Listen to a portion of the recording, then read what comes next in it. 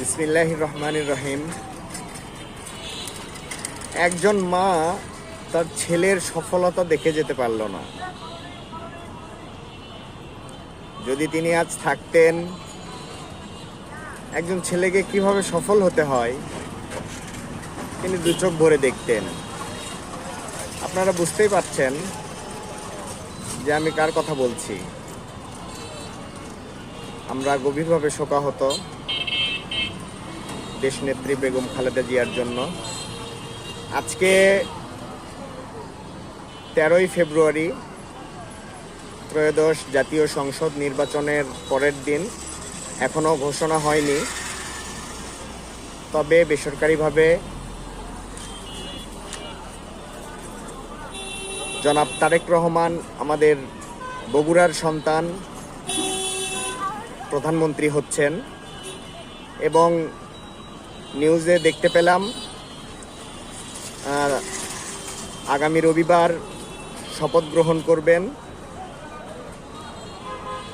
আমি এখন আছি সাতমাথায়। দেখুন,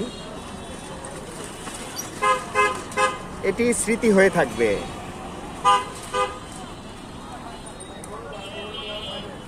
মানুষ বলছে এত সুষ্ঠু নির্বাচন তারা আগে কখনো দেখেনি।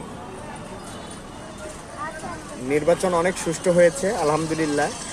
দু একটা বিচ্ছিন্ন ঘটনা এগুলো ঘটেছে, তবে প্রশাসন অনেক সহযোগিতা করেছে। বিশেষ করে সেনাবাহিনী, বাংলাদেশ সেনাবাহিনী অনেক সাপোর্ট করেছে।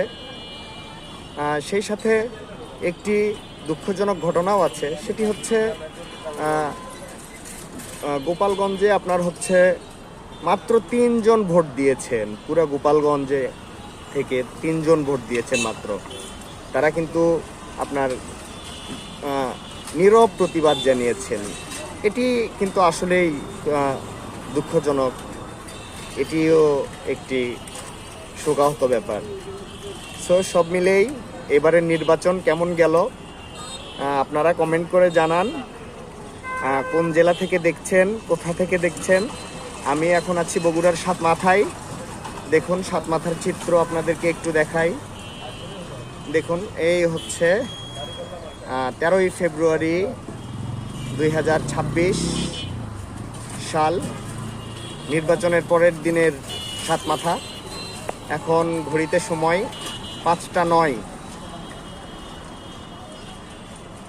দেখুন,